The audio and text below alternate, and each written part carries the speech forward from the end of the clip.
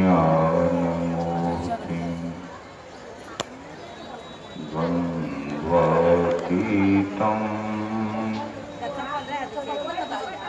गगनसदृशं तत्त्वमस्यादिलक्ष्यम् एकं नित्यं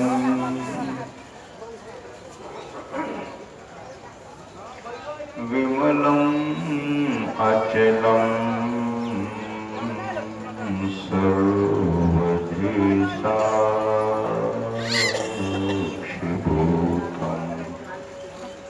भावातीतं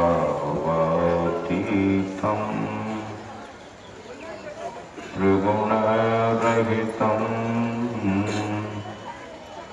सद्गुरुं तं नमामि। नमामि अमित ज्ञान रूपं कृपालम् अगम बोधदाता सुबुद्धिनिधि विशालम् क्षमाशील अतिधीर गंभीर ज्ञानम् धर्मकील दृढ़धीर समधीर ध्यानम् जगत त्राणकारी आधारी उदारं भगत प्राण रूपं दया गुण अपारं नमोऽस्तु गुरुं ज्ञान दाता स्वामी नमामि नमामि नमामि। बोलिए श्री सद्गुरु महाराज की।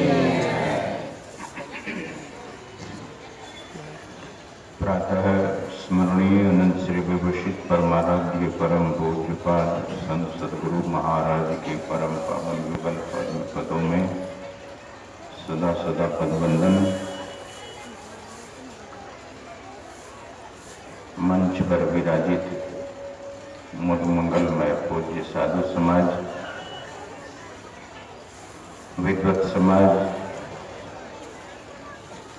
सत्संग में समुपस्थित परम सम्माननीय सत्संग प्रेमी सदात्माओं, भक्तिमती माताओं एवं करुणामयी बहनों,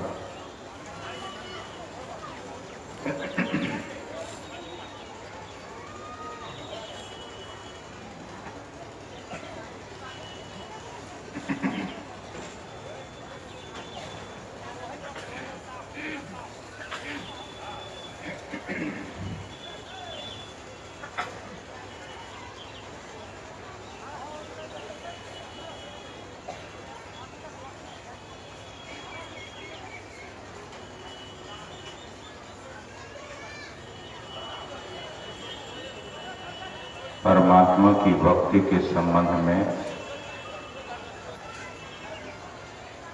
हम आप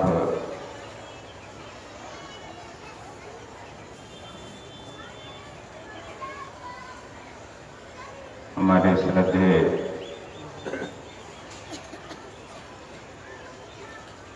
स्वामी मनोहर योगी बाबा और श्रद्धेय स्वामी बिंदु जी महाराज से विशद रूप से सुन रहे थे।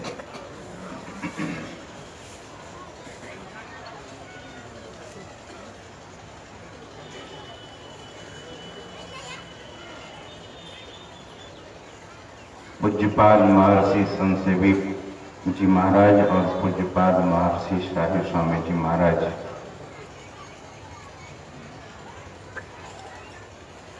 भक्ति के संबंध में एक कथा सुनाया करते थे।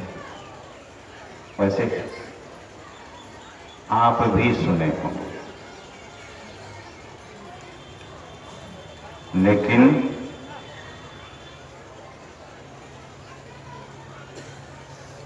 वह कथा, वह प्रसंग बार बार सुनने जैसा है।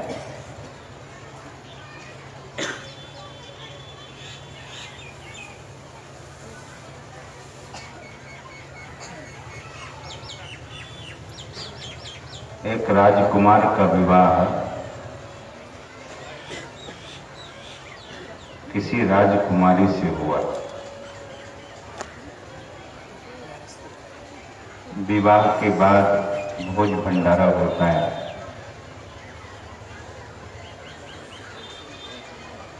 लोग घूमने जाते हैं।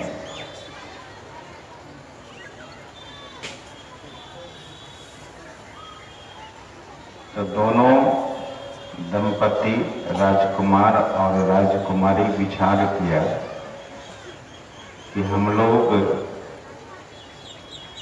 अपने देश में नहीं, देश से विदेश घूमने जाएंगे, बाहर के मुल्कों में जाएंगे।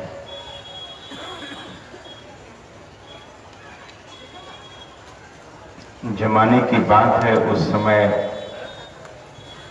हवाई जहाज नहीं चलता था, जल जहाज हुआ करता था।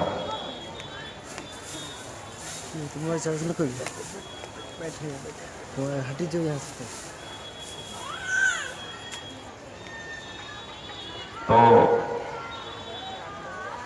दोनों पति पत्नी, राजकुमार और राजकुमारी,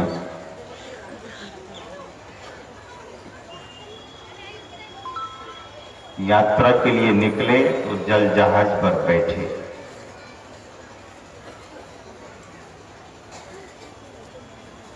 जहाज रवाना हुआ और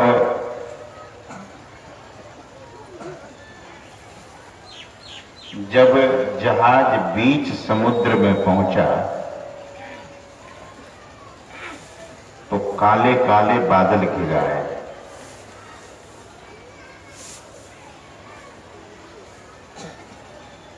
जिधर नजर जा रही थी उधर ही आसमान काला नजर आ रहा था।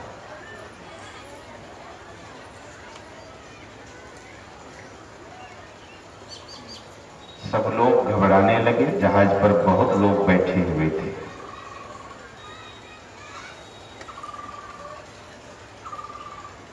थोड़ी हवा चली तो समुद्र में हिलोरें उठने लगी, लहरें ऊंची ऊंची उठने लगी।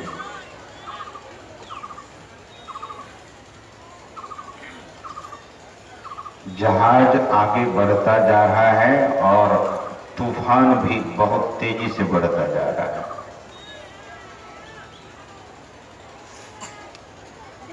तूफान जहाज को घेर लेता है। समुद्र का जल सैकड़ों फीट ऊपर, सैकड़ों फीट नीचे, ऊपर नीचे। जो समुद्र में जहाज होता है वो आधा आधा किलोमीटर का भी होता है, एक एक किलोमीटर का भी होता है, इतना बड़ा होता है। लेकिन होता है वह पानी पर है।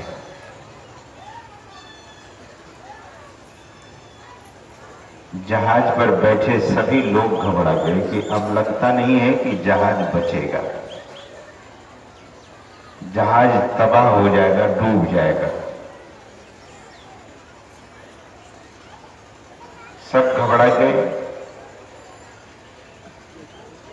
राजकुमारी भी बहुत घबरा गई। जीवन में कभी ऐसा देखी नहीं थी।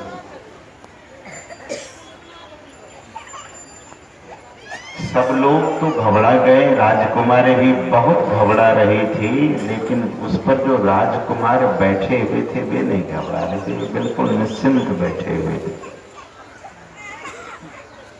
राजकुमारी बार बार अपने पति राजकुमार के चेहरे को देखती थी और उनको लगता था कि सब लोग तो बेचैन हैं, सब लोग भयभीत हैं, भयाक्रांत हैं, लेकिन मेरे पति निश्चिंत होकर के बैठे।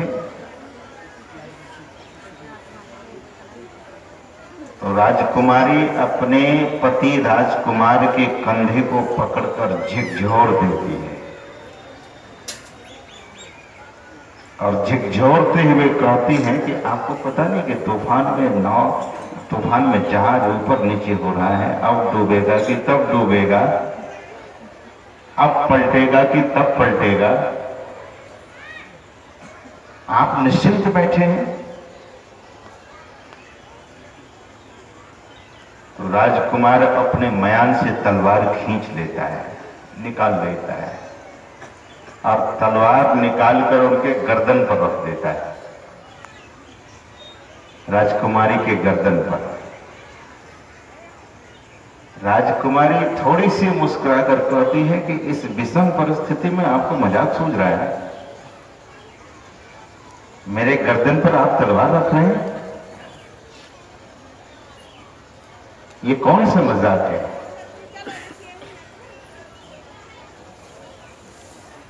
राजकुमार ने कहा कि मैं तुम्हें एक बात पूछता हूं कि मेरी तलवार तुम्हारे गर्दन पर है, तुम्हें डर नहीं लगता है गर्दन में तुम्हारा काट डालूंगा? राजकुमारी कहती है कि नहीं, आपकी तलवार से मुझे डर नहीं लगता है। राजकुमारी ने कहा कि आपकी तलवार जो मेरे गर्दन पर है, मुझे तनिक भी डर नहीं है। राजकुमार ने पूछा क्यों? बोले कि इसलिए कि आप मेरे पति हैं, मुझे पता है कि आपकी तलवार मेरे गर्दन पर नहीं चलेगी। सज्जनों, राजकुमार ने लगे हाथ कहा कि जिस तरह से तुम्हें पूरा पक्का विश्वास है कि मेरी तलवार तुम्हारे गर्दन पर नहीं चलेगी, उसी तरह से मुझे भी विश्वास है परम प्रभु परमात्मा पर कि मेरे जीवन रूपी जहाज को नहीं डूबने देंगे। श्री सद्गुरु महाराज की जय। और ऐसा जो कहा राजकुमार ने, तुरंत तूफान शांत हो गया। ऐसा लगा चमत्कार हो गया, चमत्कार हो गया ऐसा लगा। तुरंत तूफान शांत हो गया। राजकुमार को विश्वास था परमात्मा पर। गोस्वामी तुलसीदास जी महाराज कहते हैं, भवानी शंकरो वंदे। ध्यान से सुनिएगा। गोस्वामी जी संत थे, मानस को बढ़िए। अब कहते क्या हैं? कहते हैं, भवानी शंकरो वंदे श्रद्धा विश्वास रूपिणो। राजकुमार को विश्वास था। मानस की ही पंक्ति में दूसरे जगह कहते हैं कि बिनु विश्वास भगति नहीं, अत्य ही बिनु द्रवहि न राम। विश्वास नहीं हो तो भक्ति नहीं होगी। पूज्यपाद महर्षि साईं स्वामी जी महाराज कहते थे, महापुरुष की वाणी बड़ी गहरी होती है। वे कहा करते थे कि आप दुकानदार के पास जाते हैं खरीदने के लिए सामान, तो क्या कहते हैं कि लाइए फलाना सामान दीजिए। दुकानदार निकाल के देता है कि नहीं? दुकानदार ये तो नहीं कहता कि लाइए पैसा पहले दीजिए। आप कहते हैं कि सामान निकाल करके दीजिए, तो दुकानदार आपके कहने पर सामान निकाल करके दे देता है। क्यों? क्योंकि दुकानदार को विश्वास है कि आप पैसा भी देंगे। पूज्यपाद कहा करते थे कि अगर दुकानदार को विश्वास नहीं हो और ग्राहक को भी विश्वास है कि मैं कहूंगा सामान देने के लिए तो सामान दे देगा।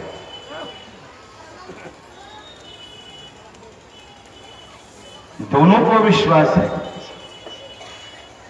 अगर विश्वास नहीं है तो दुकानदार कहेगा पहले पैसा दो और ग्राहक कहेगा पहले मुझे सामान दो, तो फिर बात ही नहीं बनेगी।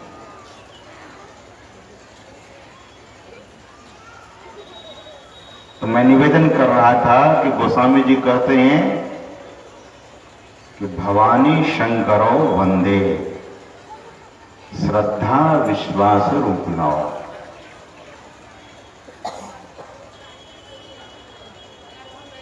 भवानी और शंकर, भगवान शंकर। भवानी क्या है? आपकी श्रद्धा ही आपकी भवानी। जिसके भीतर में श्रद्धा है उनको पार्वती की उपासना करने की जरूरत नहीं है। पार्वती क्या है? बोले श्रद्धा स्वरूप है। श्रद्धा है तो पार्वती प्रसन्न है। और विश्वास, यहां गोस्वामी जी बहुत स्पष्ट रूप से कह रहे हैं कि विश्वास स्वरूप है भगवान शंकर। भगवान का रूप विश्वास रूप है। और आगे क्या कहते हैं? याभ्याम बिना न पश्यन्ति, इसके बिना। किसके बिना? बोले शंकर भगवान और माता पार्वती के बिना। और यही बात को सूक्ष्म रूप में भगवान श्री राम कहते हैं कि शंकर भजन बिना नरा भक्ति न पावे मोर। थोड़ी सूक्ष्म बात है, उस पर चर्चा बाद में करेंगे। ध्यान दीजिए, यह भी पंक्ति मानस की ही है। और एक गुप्त मता सब ही कहो कर जोड़, शंकर भजन बिना नरा भक्ति न पावे मोर। लेकिन इस पर हम आप बाद में चर्चा करेंगे।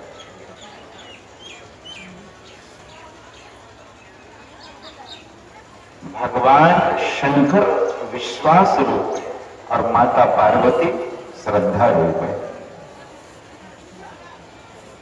गोस्वामी जी कहते हैं कि जिसके अंदर श्रद्धा और विश्वास है उनको भगवान ईश्वर परमात्मा जरूर मिलेंगे। और जो श्रद्धा और विश्वास रखते हैं, समझ लीजिए भगवान शंकर और माता पार्वती उनके साथ है।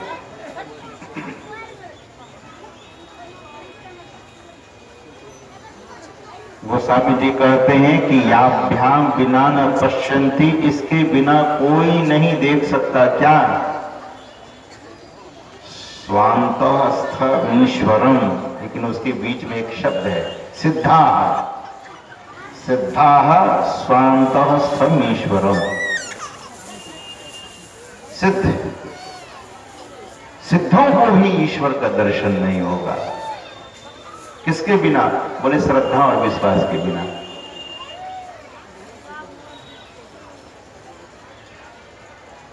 भजन भक्ति में श्रद्धा और विश्वास,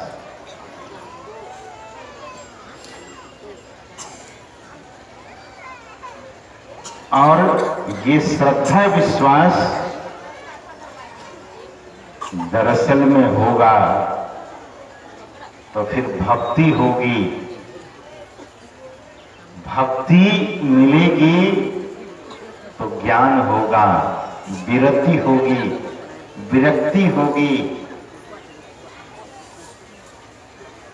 आप विरक्त हो जाएंगे।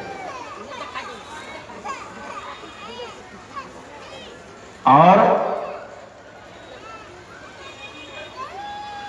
तब भक्ति की शुद्धि हो जाएगी। लेकिन ये भक्ति कैसे मिलती है?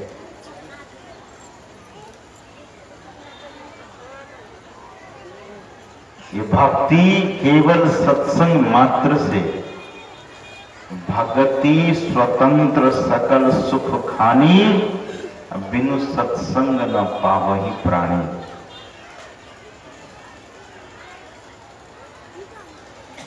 और जब तक भक्ति नहीं करेंगे, भजन नहीं करेंगे, तो कामनाओं का अंत नहीं होगा, वासना खत्म नहीं होगी। राम भजन बिनु मिटहि की कामा। परमात्मा की भक्ति के बिना ये कामनाएं समाप्त नहीं होती है, वासनाएं समाप्त नहीं होती है।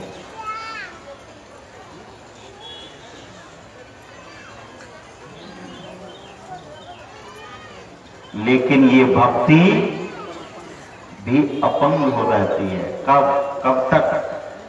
जब तक उनको साधु संतों का संग न मिले। भक्ति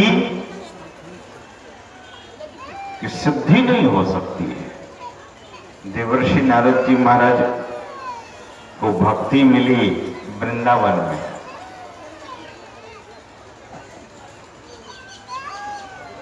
भगवान श्री कृष्ण जब इस धराधाम से चले गए तो देवर्षि नारद जी के मन में हुआ कि भगवान के जाने के बाद पृथ्वी लोक की क्या स्थिति है, जरा देखनी चाहिए। देवर्षि नारद जी महाराज जब पूरे पृथ्वी में चक्कर लगाया और भारतवर्ष में तो देखा क्या?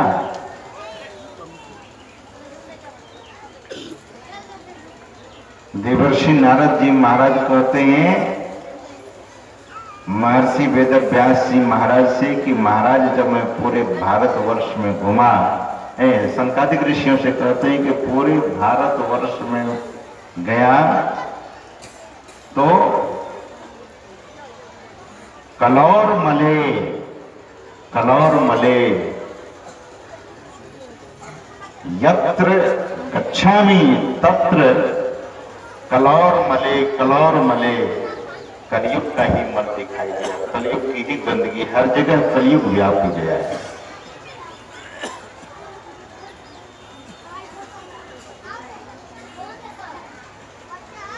तब देवर्षि नारद जी महाराज के मन में हुआ, बच्चन भगाइए यहां से,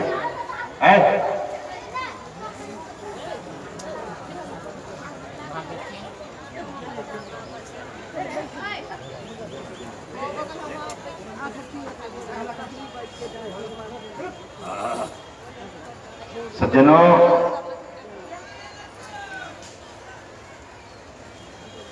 देवर्षि नारद जी महाराज के मन में हुआ कि भगवान तो आए थे धराधाम पर, हर जगह कलयुग, हर जगह कलबल छलबल चल रहा है, तो भगवान जहां लीला की है वहां देखते हैं। तो वहां जब आए तो एक युवती से भेंट हो गई। युवती उनके रास्ता को रोकती है।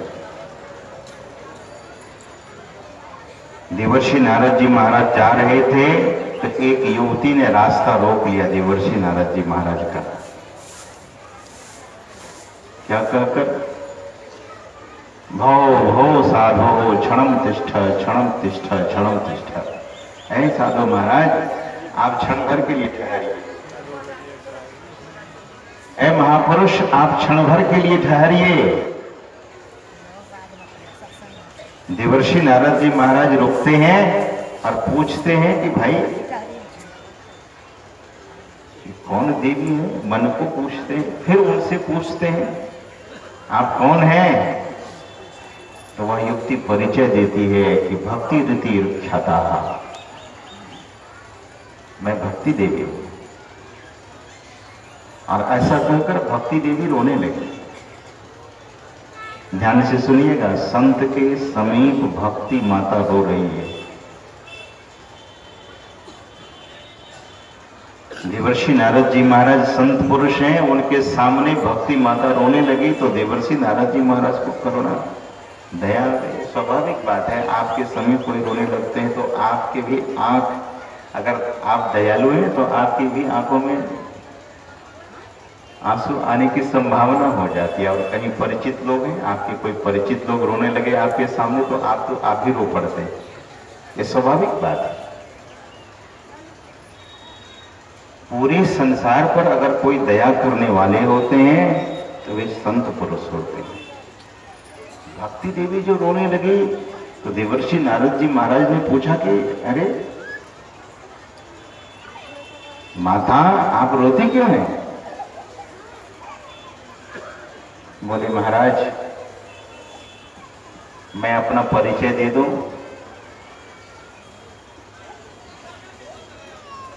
मैं द्रविड़ देश में जन्म ली हूं, जिसको आज तमिलनाडु कहते,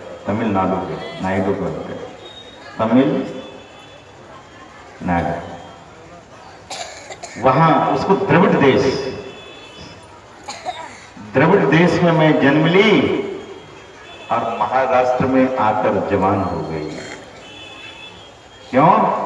क्योंकि महाराष्ट्र में संत ज्ञानेश्वर हुए, संत तुकाराम हुए, संत एकनाथ हुए, गोरा कुमार हुए, सेना नायक हुए, बहुत भक्त हुए। भक्ति की बाढ़ आई थी एक समय महाराष्ट्र में।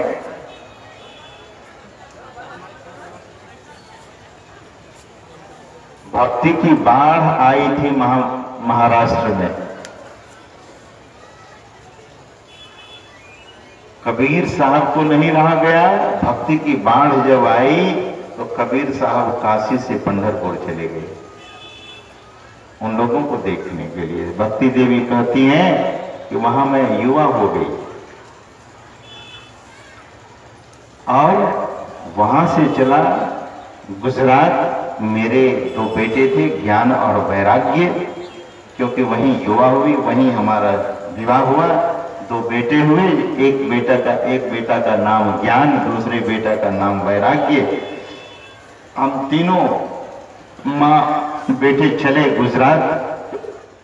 तो गुजरात जब आए तो वहां लोगों ने हमें खंड खंड कर दिया, जीर्ण शीर्ण कर दिया। गुजरात में जो महात्मा जितना धनी वो उतना सिद्ध माना जाता है, और जो महात्मा जितना सामान्य उनको उतना ही सामान्य देखा जाता है। गड़बड़ी ये शास्त्रों में लिखा हुआ है। सज्जनों, भक्ति देवी कहती है कि मेरे दोनों पुत्रों की बेहालत वहीं हो गई। तब मैं भागी वहां से आई तो भगवान के लीला धाम में। तो यहां जब आई तो मैं तो फिर से ठीक ठाक हो गई, स्वस्थ हो गई, लेकिन मेरे दोनों बेटे मूर्छित के मूर्छित ही। महाराज आप कृपा करो, मेरे बेटे को ठीक कर दो, जागृत कर दो, होश में ला दो। मां बेटा को दुखी देखना नहीं चाहती है। हम लोग तो बराबर यही देखते हैं, जब माताएं कोई आती हैं तो अपने लिए आशीर्वाद नहीं मांगती। ये माताएं जब भी आती हैं हम लोगों के पास तो अपने लिए आशीर्वाद नहीं मांगती हैं। कहती हैं कि मेरे बेटे को, मेरी बेटी को, मेरे बहू को,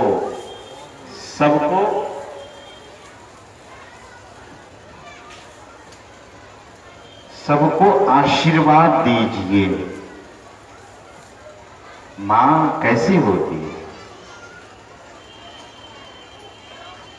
मां अपने बेटे को सुखी देखना चाहती है। सज्जनों, नारी जिस घर में नहीं है उस घर की क्या शोभा है। जिस घर में मां नहीं है, जिस घर में बहन नहीं है, उस घर में क्या शोभा है उस घर की। लेकिन नारी पर तो लोग बहुत उंगली उठाते रहे।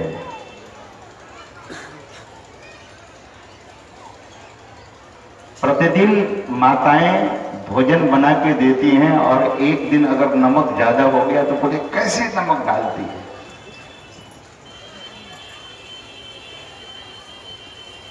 उस समय पुरुष कह सकते हैं कि आज भोजन बड़ा अच्छा बना है, लेकिन थोड़ा सा नमक और होता तो 4 चांद लग जाता।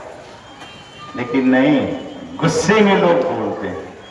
आप पुरुष वर्ग लोग घबराइएगा नहीं, कहिएगा कि माता बड़ी प्रशंसा कर रहे। माता प्रशंसा के लायक ही है।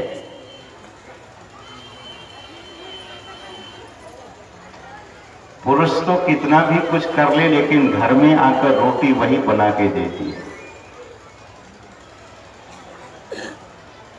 नारी और धरती को दोनों को एक कहा गया है, नारी और धरती। ध्यान से सुनिएगा। धरती पर कितना अत्याचार लोग करते हैं, क्या क्या करते हैं। धरती कभी कुछ बोलती है? नारी को बहुत उलाहना दिया जाता है, लेकिन शास्त्र कहता है जिस घर में नारी का सम्मान होता है, जिस घर में नारी को लक्ष्मी के रूप में देखा जाता है, उस घर में कभी दरिद्रता नहीं आ सकती है। शास्त्र कहता है नारी तो सम्माननीय है। आप अगर हमको पूछेंगे तो मैं यहां से ऑस्ट्रेलिया तक जाता हूं, भारत छोड़ करके बहुत सारे मुल्कों में जाता हूं। अगर सीसी कैमरा यहां लगा दिया जाए और संख्या गिनी जाए तो माताओं की संख्या ज्यादा है, पुरुषों की कम है। यही नहीं, विदेशों में भी यही हाल है। देखा, माताएं ज्यादा होती है, पुरुष कम होते हैं। नारी बहुत व्रत करती हैं और पुरुष कितने व्रत करते हैं, जरा बताइए। माताएं तो बहुत तरह के व्रत करती हैं, पति के लिए, बेटा के लिए, बेटी के लिए। कोई साधारण नहीं होती है। भक्ति देवी की बात आई है, एक नारी की बात आई है। आप लोग पुरुषों से हम निवेदन कर रहे हैं, अब गुरुजनों से मैं निवेदन कर रहा हूं कि आप लोग अन्यथा नहीं लीजिएगा। हम आप इस दुनिया में हैं तो नारी ही हम आपको लेकर आई थी, क्योंकि नारी के पेट में, मां के पेट में हम लोग रहे। सज्जनों, भक्ति भी नारी है। ध्यान से सुनिए, भक्ति नारी करेगी और भक्ति पुरुष करेंगे तो दोनों का काम बनेगा। भक्ति नारी है, भक्ति में शक्ति है, भक्ति में ज्ञान है, भक्ति में वैराग्य है। हम आप भी सद्गुरु महाराज से मांगते हैं तो क्या मांगते हैं? प्रेम भक्ति। भक्ति नारी है। तो नारी दरअसल में ऐसी भारत भूमि पर हुई कि ऐसे पुत्र को जन्म दी। स्वामी विवेकानंद जैसे महापुरुष को जन्म दी, जो भारत की धर्म ध्वजा को 1893 में अमेरिका के शिकागो शहर में ऐसा लहराए कि पूरी दुनिया देखती रह गई। अपने संस्कृति को नहीं भूलना चाहिए। आजकल सरकार भी महिला आयोग और महिला के लिए क्या क्या आज बोर्ड लगा हुआ है, देखते ना, रूपा जीविका तो भामती जीविका तो फलाना जीविका लिखा रहता है, नारी स्वावलंबन। तो सज्जनों, थोड़ा सा नारी का प्रसंग आया। भक्ति देवी कहती है देवर्षि नारद जी महाराज से, लेकिन ध्यान से सुनिएगा। ये नारी, ये भक्ति देवी का भी दुख अगर दूर होता है तो उसमें कोई ऐसे होते हैं जिनको हम आप संत कहते हैं। भक्ति देवी दुखी है और भक्ति देवी के दुख को दूर करने के लिए अगर कोई सामर्थ्य रखता है तो वे सच्चे संत महापुरुष होते हैं, वे संत होते हैं। भक्ति देवी के दुख को दूर करने के लिए देवर्षि नारद जी महाराज ने पहले तो ऐसे ही मंत्र पढ़े, और शास्त्र में लिखा है कि गीता पाठेर मुहुर्मुहुः, गीता का पाठ बारंबार किया गया, लेकिन ज्ञान वैराग्य की मूर्छा दूर नहीं हुई। तब देवर्षि नारद जी महाराज ने कहा कि माता आप यहां रुको, मैं आता हूं, उपाय करें। तो देवर्षि नारद जी महाराज चले गए हिमालय। सनकादिक ऋषियों से जब भेंट हुई तो सनकादिक ऋषि से यह बात कही, महाराज मैं बहुत दुखी हूं। बोले आप दुखी हैं? हाँ, क्योंकि भक्ति देवी के दुख को मैं दूर नहीं कर सका इसलिए दुखी हूं। अरे उनको सत्संग सुना दीजिए नारद जी। बोले सत्संग तो क्या मैं मंत्र सुना दिया हूं, सत्संग तो आप निवृत्ति परायण महापुरुष सुनाएंगे। देखिए देवर्षि नारद जी महाराज क्या कह रहे हैं। तो सनकादिक ऋषियों ने कहा कि देखिए नारद जी, सत्संग तो सुनाना पड़ेगा जाकर। ये तभी से परंपरा बनी। पहले क्या परंपरा थी कि जिसको सत्संग सुनना होता था वे महात्मा की कुटिया में जाते थे। गौर कीजिएगा, महात्मा लोग सत्संग करने लोगों के बीच में नहीं आते थे। ये परंपरा नहीं थी। ये परंपरा किसने बनवा दी? देवर्षि नारद जी महाराज ने सनकादिक ऋषियों को कहा कि महाराज भक्ति देवी को चलकर सत्संग सुना दीजिए। तो देवर्षि नारद जी की बात को सुनकर के सनकादिक ऋषियों ने कहा कि नहीं नहीं नहीं, ऐसा बोलिए भी नहीं। क्यों? बोले हम निवृत्ति परायण महात्मा है, हम हिमालय छोड़ करके नहीं जाएंगे। देवर्षि नारद जी महाराज बहुत अनुनय विनय किया, बहुत प्रार्थना की, बहुत विनती की। और आपको पता है जब लोग हाथ जोड़ने लगते हैं, बहुत बार लोग कहते हैं हम लोगों से महाराज हमारे घर चलिए, तो ऐसे बोलते थे, हम लोग भी ऐसे बोलते हैं, ठीक है देखेंगे। लेकिन बहुत भक्त लोग जब हाथ जोड़ करके बहुत विनती करने लगते हैं तो जाना ही पड़ता है। प्रार्थना विनती में बड़ी ताकत है, बड़ी शक्ति है। आप हाथ जोड़कर किसी को भी कोई बात मना सकते हैं। देवर्षि नारद जी महाराज आपने देखा नहीं? बीच की एक बात बताता हूं। वो क्या, अभी इलेक्शन आने वाला है सांसद लोगों का, और छोटे छोटे आदमी को भी हाथ जोड़ेंगे, हाँ जरा सा मेरा ख्याल रखिएगा। नहीं, सांसद लोग यही आकर के जो उम्मीदवार लोग होंगे सबका हाथ जुड़ा हुआ देखिएगा, और घर घर में जाते हैं और कहते हैं कि हम तो आपके बेटे हैं। किसी बूढ़ी माता को पकड़ लेते हैं, कहते हैं कि मैं तो आपका बेटा हूं, तो उनको माता को बड़ा अच्छा लगता है, उनके चरण छूते हैं। देवर्षि नारद जी महाराज सनकादिक ऋषियों के चरण छूने लगे। बोले महाराज मैं भक्ति देवी को कह करके आया हूं कि तुम्हारा मैं दुख दूर करूंगा। महाराज कैसे होगा, आप नहीं जाएंगे? कैसे होगा महाराज, आप कम से कम चल करके भक्ति देवी को सत्संग सुना दीजिए। तो सनकादिक ऋषियों ने कहा कि ठीक है नारद जी, जब आप इतनी विनती करते हैं तो हम लोग हरिद्वार तक जा सकते हैं, हरिद्वार से आगे नहीं जाएंगे। क्या बोले? कि हम लोग हरिद्वार तक जाएंगे, हरिद्वार से आगे नहीं जाएंगे। शास्त्रों में वर्णन आया है, जब आप कभी हरिद्वार जाएं तो देखिए वहां की पवित्रता को। लोग कहते तो ऐसे भी हैं, लेकिन हरिद्वार में जितने संत महापुरुष मुक्त हुए हैं, जितने लोग तपस्या, जितने संत महापुरुष वहां हुए हैं, तपस्या किए हैं, ध्यान किए हैं, भजन किए हैं, सत्संग किए हैं, उतना कहीं हुआ भी नहीं है। और धरती पर सबसे पहले कहीं सत्संग हुआ तो वो हरिद्वार की ही धरती है। पहली बार सत्संग हुआ तो हरिद्वार में सनकादिक ऋषियों के द्वारा। सनकादिक ऋषि तैयार हो गए। देवर्षि नारद जी महाराज तुरंत गए, भागे भागे भृगु ऋषि के पास और कहा कि महाराज आप तो निमंत्रण देने में सबसे आगे रहते हैं, तो जितने साधु महात्मा हैं सबको निमंत्रण देकर के आइए। सनकादिक ऋषि हिमालय से उतरकर हरिद्वार आ रहे हैं।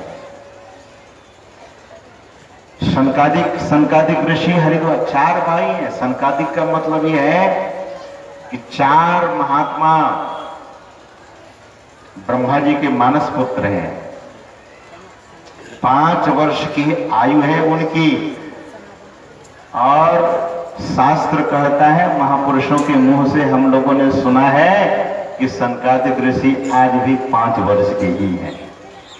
उनकी उम्र ही नहीं बढ़ती, न वो मरते, 5 ही साल के हैं। लंगोट धारण किए रहते हैं बस। सनक, सनंदन और सनत कुमार, सनकादिक, ये चार भाई, इसको सनकादिक ऋषि बोलते हैं। भृगु ऋषि ने सबको निमंत्रण दिया सत्संग सुनने के लिए, और हमारे ये सुरेश बाबा जो हमारे पीछे बैठे हुए हैं, ये भी निमंत्रण दिए होंगे बहुत लोगों को, लेकिन बिना निमंत्रण के भी यहाँ सत्संग में आए। हमको नहीं लगता सबको निमंत्रण मिला होगा, जानकारी मिली होगी, लेकिन सत्संग की जानकारी मात्र से जो सत्संग में आ जाते हैं वे धन्य हैं, उनका जीवन धन्य है। धन्य घड़ी जब हुई सत्संगा, वह घड़ी धन्य है, वे लोग धन्य हैं, वह धरती धन्य है, वह नगरी धन्य है जहां सत्संग होता है, जहां साधु महापुरुष पधार कर अपने सुउपदेशों से, धर्मोपदेश से लोगों का उपकार किया करते हैं। सनकादिक ऋषि आते हैं और सनकादिक ऋषि ने कह दिया था कि देवर्षि नारद जी, हम जो सत्संग करेंगे वो गंगा का तट होना चाहिए और जगह आनंद वन, आनंद वने, गंगा तटे, गंगा के तट पर आनंद वन में। उसमें बड़े बड़े ऋषि महर्षि आए। भृगु ऋषि ने निमंत्रण दिया था सबको, बहुत साधु महात्मा आए। पहली बार हरिद्वार में सत्संग की शुरुआत हुई है, तो मैं निवेदन कर रहा था कि साधु महात्मा पहले नहीं जाते थे सत्संग करने, लोगों को जाना पड़ता था सत्संग सुनने के लिए। लेकिन जब से सनकादिक ऋषियों ने ये परंपरा बना दी कि हम हिमालय छोड़कर हरिद्वार, तो साधु महात्मा फिर अपनी अपनी कुटिया छोड़कर घर द्वार तक पहुंच गए सत्संग सुनाने के लिए। नगर नगर चले गए, शहर शहर चले गए। आए दिन सत्संग होता ही रहता है। सज्जनों, जब सत्संग होने लगा तो कहते हैं कि 7 दिनों तक लगातार सत्संग हुआ, और सत्संग के अंत में और शुरू में भजन होता है। हमारे उमेश जी भजन सुनाते हैं ना आप लोगों को। जब अभी सत्संग प्रवचन समाप्त होगा तो भजन, तो भजन गाने वाले कोई साधारण तो थे नहीं, बड़े बड़े ऋषियों में बड़े बड़े गंधर्व आए थे गाने के लिए। और गंधर्व विद्या तो है, ये संगीत क्या है, गंधर्व विद्या है। देवर्षि नारद जी महाराज भी गंधर्व बने एक बार। तो खुद गंधर्व जो बने थे महापुरुष पहले जन्म में, वे देवर्षि नारद जी महाराज हैं, जिनके हाथ में हमेशा वीणा रहती है। देवर्षि नारद जी महाराज वीणा बजाते हैं। महर्षि में ही आश्रम कुप्पा घाट में जब रात्रि काल में सत्संग होता था, तो पूज्यपाद महर्षि शाही स्वामी जी महाराज जब भजन गाने लगते थे तो वो एक तारा बजाते थे। हम लोगों ने देखा, पहले तो हमको लगता था कि पूज्यपाद केवल प्रवचन ही करते हैं, लेकिन जब रात में देखा कि बाबा बिल्कुल झूम जाते थे भजन गाने में, संतुलानी गाने में।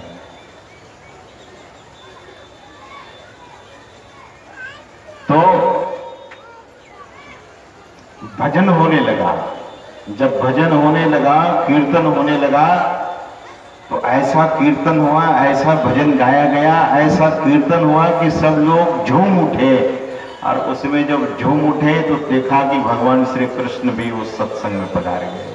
वे बांसुरी बजाने लगे, उद्धव जी आए थे तो वे मजीरा बजाने लगे, देवर्षि नारद जी वीणा बजाने लगे, इंद्र भगवान भी आगे वे झाल बजाने लगे, और बहुत देवी देवता और ऋषि महर्षि लोग भजन जो गाने लगे। जैसे संत ज्ञानेश्वर जी महाराज भजन कर रहे थे, संत नामदेव जी भजन गा रहे थे, कीर्तन कर रहे थे, तो कीर्तन की धुन काशी पहुंची थी तो कबीर साहब वहां पहुंच गए। कहते हैं कि संत जब कीर्तन करते हैं, संत ज्ञानेश्वर, संत ज्ञानदेव संत नामदेव, एकनाथ और गोरा कुम्हार सब संत जब कीर्तन करने लगे तो भगवान की, जैसे यहाँ भगवान का स्थान है ना, उसी तरह से वहां विट्ठल देव भगवान का मंदिर था। मूर्ति भी आकर संत महापुरुषों के बीच में नाचने लगी। पत्थर की मूर्ति, पत्थर की भी मूर्ति नाचती है। उसके अंग प्रत्यंग कैसे ढीले होंगे, लेकिन ईश्वर तो बड़े लीलाधारी होते हैं, सज्जनों सर्व समर्थ होते हैं। मूर्ति नाचने लगी। अब मूर्ति नाचने लगी तो उस कीर्तन में कबीर साहब भी पहुंचे थे। तो विट्ठल भगवान तो धोती पहने हुए थे, क्योंकि भक्त लोग उनको धोती पहनाते थे। तो विट्ठल भगवान जब खूब नाचने लगे तो धोती ही उनकी खुल गई। धोती खुल गई तो विट्ठल भगवान से कबीर साहब ने कहा, वे भी नाच रहे थे साथ में। कबीर साहब ने कहा कि अरे महाराज, यहाँ बहुत लोग हैं, आपकी धोती खुली जा रही, जरा संभालिए। विट्ठल भगवान धोती संभाल के जो खड़े हुए सो वहीं खड़े रह गए, लाज से काठ हो गए। आप कभी पंढरपुर जाएंगे तो विट्ठल भगवान की मूर्ति मंदिर में नहीं है, आज धोती संभाले हुए वहीं खड़े हैं जहां नाचने लगे। आज भी उसी स्थिति में खड़े हैं। ऐसा नहीं कि मूर्ति बनाई गई है, मंदिर में मूर्ति नहीं है, मूर्ति बाहर में खड़ी है, वो भी धोती संभाल करके खड़ी है। ऐसी स्थिति